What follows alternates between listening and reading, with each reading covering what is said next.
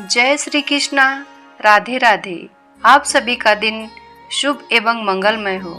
आइए सुनते हैं वैशाख मास में विष्णु पुराण की राजा जड़ भरत की कहानी, जो कि बड़ा ही मंगलमय है। विष्णु पुराण कथा में राजा जड़ भरत की कहानी का जिक्र किया गया है। इनकी कहानी के माध्यम से मनुष्यों को यह बताया गया है कि कैसे एक इंसान पशु योनि को प्राप्त कर लेता है। आइए जानते हैं विष्णु पुराण में जड़ भरत की कथा से कैसे मिलता है मनुष्य को अगला जन्म। विष्णु पुराण के अनुसार मृत्यु को आत्मा के सफर का एक पड़ाव मात्र माना गया है, क्योंकि अंत तो शरीर का होता है, आत्मा का नहीं। आत्मा तो मूल है और इसका सफर एक शरीर तक नहीं रहता। इसे अनेकों शरीर में होकर गुजरना पड़ता है और हर शरीर के मिलने के पीछे कुछ न कुछ वजह होती है। ऐसा विष्णु पुराण, गीता और अन्य शास्त्रों में बताया गया है। लेकिन आत्मा का लक्ष्य भटकना नहीं होता, बल्कि उसे परतत्व यानी मोक्ष प्राप्त करना होता है। मोक्ष वह है जब आत्मा का संयोग परमात्मा से होता है। परमात्मा को प्राप्त करने के लिए ही आत्मा विभिन्न शरीर को प्राप्त करता है, लेकिन एकमात्र कामना के चक्र में फंसकर आत्मा को बार बार विभिन्न योनियों में जाना पड़ता है। जड़ भरत एक महान संत राजा थे। प्रजा का पालन भी वह धर्मपरायण होकर करते थे। लेकिन एक दिन हुआ ऐसा कि जब वह स्नान कर रहे थे, तभी एक हिरनी सिंह के भय से भागते हुए नदी में कूद गई, लेकिन वह नदी को पार नहीं कर पाई। हिरनी गर्भवती थी और जल में ही उसे प्रसव हो गया। उसने एक हिरणी को जन्म दिया और वही मृत्यु को प्राप्त हो गई।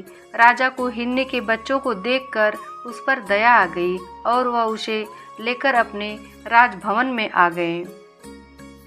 राजा जड़ भरत ने उस हिरनी को अपने बच्चे की तरह पालना शुरू किया। हिरनी भी राजा से बहुत स्नेह करने लगी थी और राजा के आगे पीछे खेलती रहती, जिसे देखकर राजा जड़ भरत आनंदित होते रहते। राजा का मोह हिरनी के बच्चे से बढ़ता चला गया और धीरे धीरे वह बूढ़े होकर मृत्यु को प्राप्त हो गए। लेकिन मृत्यु के समय भी उस हिरनी से उनका मोह समाप्त नहीं हुआ। वह उसी के बारे में सोचते रहे। परिणाम यह हुआ कि उन्हें मनुष्य योनि से एक पशु योनि में जाना पड़ा और वह स्वयं उस हिरनी के गर्भ में आ गए और हिरण के रूप में उनका अगला जन्म हुआ।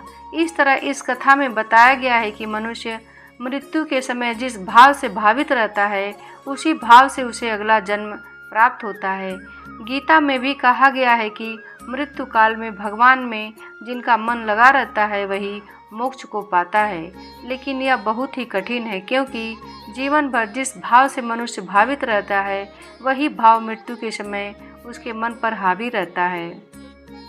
आपने देखा भी होगा कि घर में किसी की मृत्यु हो जाने के बाद अगर कुछ वर्षों में किसी बच्चे का जन्म होता है, तो लोग कहते हैं कि घर के वही सदस्य लौटकर आपके घर में बच्चे के रूप में आए हैं।